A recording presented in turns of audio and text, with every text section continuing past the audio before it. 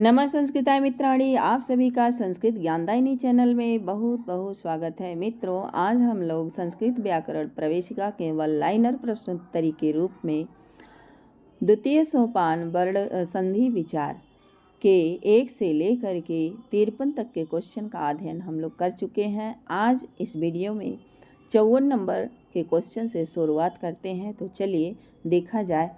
आज का हमारा जो पहला प्रश्न है वह है, होत्रिधन ऋकारः यह संधि रूप किस सूत्र से प्रकृति भाव की स्थिति में बना है? तो यह हो गया ऋत्यकः। ऋत्यकः क्या करता है? तो प्रकृति भाव करता है।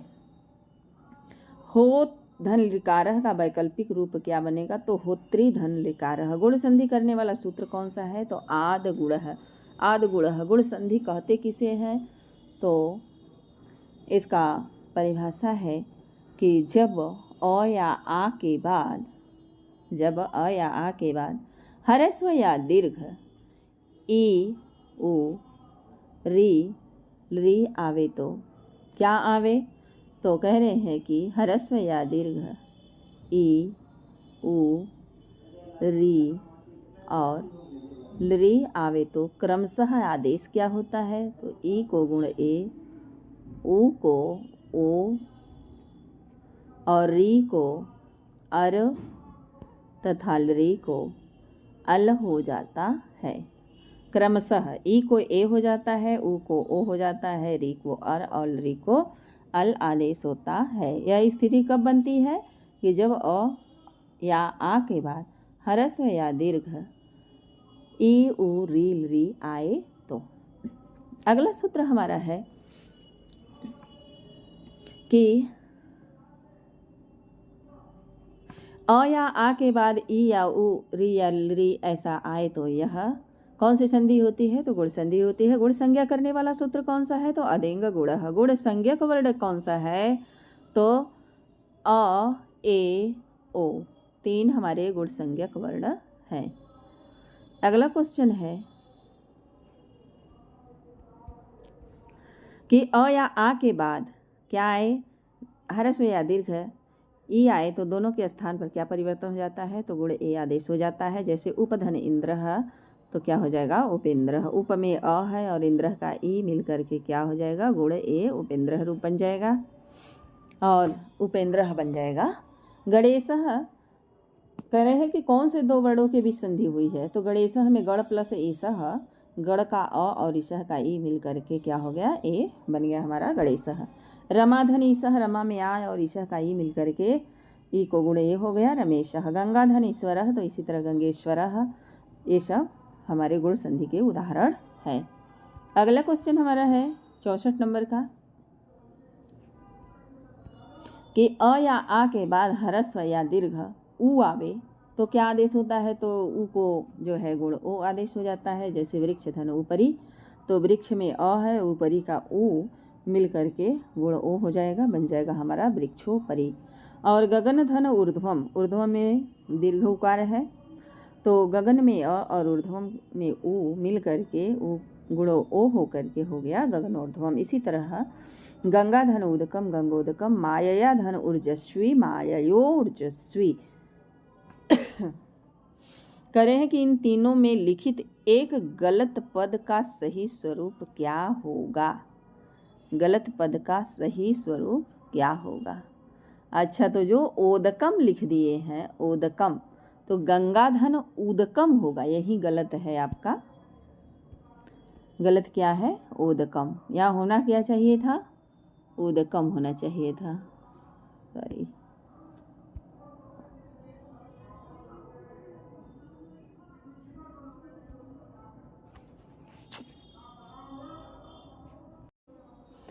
कह रहे हैं कि गगन धन ऊर्ध्वम गगनोर्ध्वम, और इसी तरह गंगा धन ओदकम नहीं बल्कि उदकम। क्या हो जाएगा?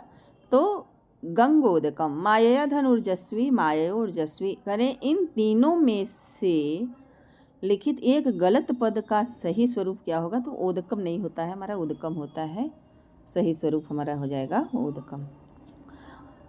अगला क्वेश्चन है कि अ या आ के बाद ह्रस्व री या री आए या दीर्घ री आए तो पूर्व और पर के स्थान पर क्या आदेश होता है? तो अर आदेश होता है। जैसे कृष्ण धन रिद्धि, कृष्ण में अ और रिद्धि का री मिल करके गुण अर हो जाएगा, बन जाएगा कृष्णार्धि। इसी तरह ग्रीष्म धन ऋतु, तो ग्रीष्म में अ और ऋतु का री मिल करके अर हो जाएगा, ग्रीष्मर्तु बन जाएगा। इसी तरह महाधन ऋषि महर्षि इंपॉर्टेंट है, महाधन रिद्धि भी महर्धि।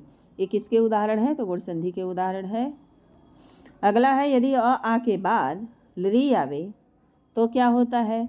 तो गुण जो होता है लरी को अल आदेश हो जाता है। जैसे तव धन लरी कारह, तो तव अ के बाद लरी आया तो इसको अल आदेश होकर के बन जाएगा हमारा तवल कारह। अगला क्वेश्चन है अछ प्लस ऊहिनी में कौन सी संधि प्राप्त होने के बाद भी नहीं की गई? तो गुण संधि। अ के बाद ऊ आए तो गुण ओ हो जाना चाहिए, लेकिन इसका बाध हो गया। किस सूत्र से बाध हो गया? तो अच्छादोहिन्याम उपसंख्यानम वार्तिक से जो है इसका बाध हो गया। अब बन गया हमारा वृद्धि संधि हो गया, अच्छोहिड़ी। क्या बन जाएगा? अच्छोहिड़ी बन जाएगा। अगला क्वेश्चन हमारा है कि सामान्य नियम से प्राप्त विधान को विशेष नियम से बाधित होने को क्या कहते हैं? तो भाई अपवाद कहते हैं। अगर सामान्य नियम से क्या है प्राप्त हो रहा है विधान, लेकिन विशेष नियम आ करके उसको बाधित कर दे रहा है, तो उसे हम बोलते हैं अपवाद। अगला क्वेश्चन है कि अच्छादोहिन्याम उपसंख्यानम किस संधि का अपवाद वार्तिक है? तो गुण संधि का है। अच्छधन मोहिनी बनेगा क्या? तो अच्छौहिड़ी बनेगा, अच्छौहिड़ी। अच्छौहिड़ी में किस संधि में क्या आदेश हुआ है?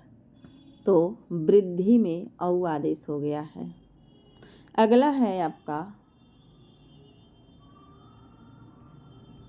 अगला क्वेश्चन क्या है 77 नंबर का कि अच्छौहिणी में वृद्धि करने वाला वार्तिक कौन सा है? तो अच्छादोहिन्याम उपसंख्यानम, अच्छादोहिन्याम उपसंख्यानम।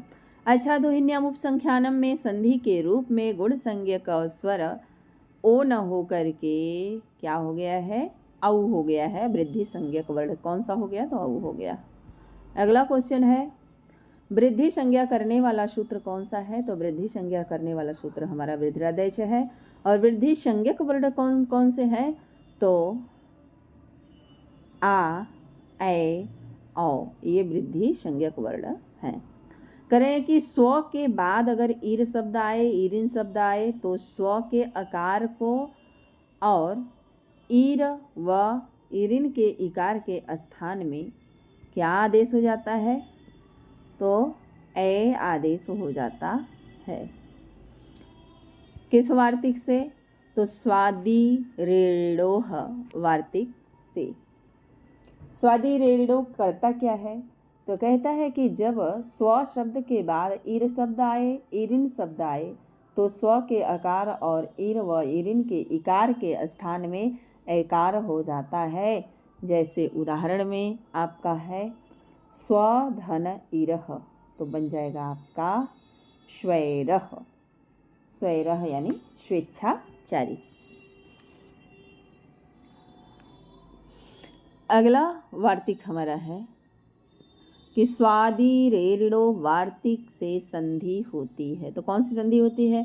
तो सब वृद्धि विधायक हैं, सब वार्तिक वृद्धि करते हैं। स्वधन ईरह क्या बनेगा? स्वैरह, स्वैरह यानी स्वेच्छाचारी, स्वेच्छाचारी स्वैरह का अर्थ हो जाएगा। अगला है स्वधन ईरड़ी बराबर क्या हो जाएगा? तो स्वधन ईरड़ी बराबर हो जाएगा हमारा स्वैरिड़ी। और स्वधन ईरी बराबर क्या हो जाएगा? तो स्वैरी बन जाएगा, यानी स्वैरी का विग्रह क्या हो जाएगा? स्वधन ईरी।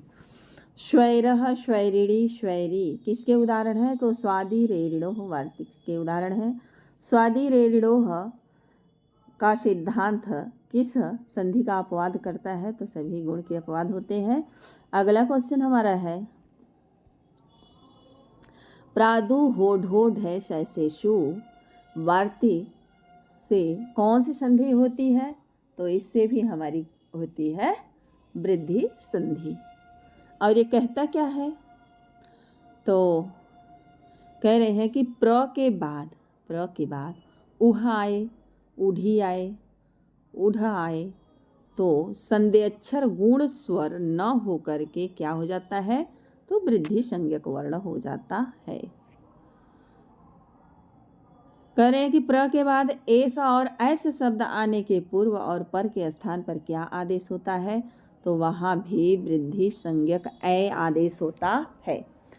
प्रौहः, प्रौहः संधि का विच्छेद क्या होगा, तो प्र प्लस ऊहः बराबर क्या हो जाएगा, प्रौहः, रूप बन जाएगा हमारा प्रौहः,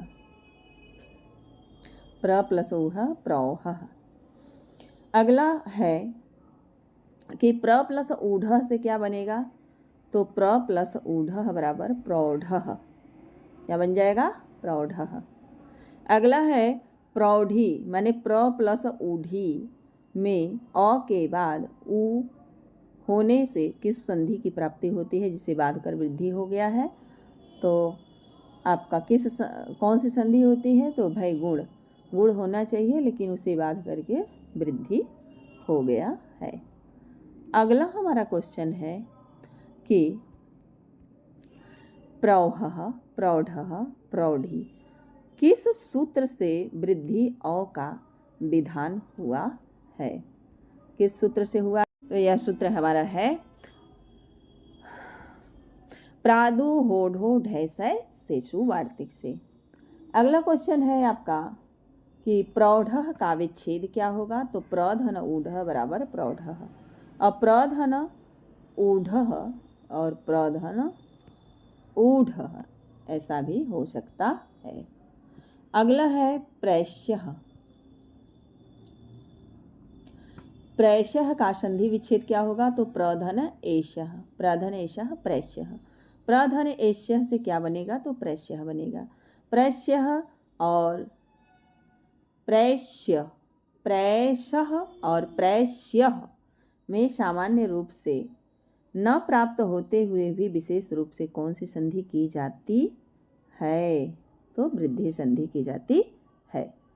कह रहे हैं कि प्रैशः, प्रैश्यः में वृद्धि विधान संधि का अपवाद क्या है, तो होना चाहिए पररूप संधि, लेकिन यहाँ उसे बाध करके क्या हो गया, वृद्धि संधि हो गया। अगला हमारा है कि प्रादु होढ़ो ढैसय शेषु वार्तिक किस सूत्र का अपवाद है, तो यह गुण और एंगी पररूपम का अपवाद है। गुण का अपवाद कौन कौन सा है और पररूप का अपवाद, तो प्रधन ऊहः प्रौहः, प्रधन ऊढ़ः प्रौढ़ः, प्रधन ऊढ़ी प्रौढ़ी एक गुण के अपवाद है, और बाकी जो दो शेष बच जाते हैं प्रधन एषः प्रैश्यः और प्रधन एष्यः प्रैश्यः, ये क्या है, हमारे पररूप के अपवाद हैं। अगला क्वेश्चन है उपसर्गादिति धातु व सूत्र से संधि होती है, तो यह भी वृद्धि का विधान करता है। अगला क्वेश्चन हमारा है कि अकारांत उपसर्ग के बाद ऐसी धातु आवे जिसके आदि में हरस्वरी हो और अ और री के स्थान पर वृद्धि क्या हो जाता है, तो वृद्धि आर हो जाता है। किस सूत्र से हो जाता है, तो उपसर्गादिति धातु से। तो मित्रों आज यहीं तक, इसके आगे का क्वेश्चन मैं अगले वीडियो में लेकर के आऊँगी। यदि आप हमारे चैनल पर नए हैं तो चैनल को सब्सक्राइब कर लें, बेल आइकन को प्रेस कर लें, ताकि हम जो भी वीडियो अपलोड करें उसका नोटिफिकेशन आप तक पहुँचता रहे। धन्यवाद।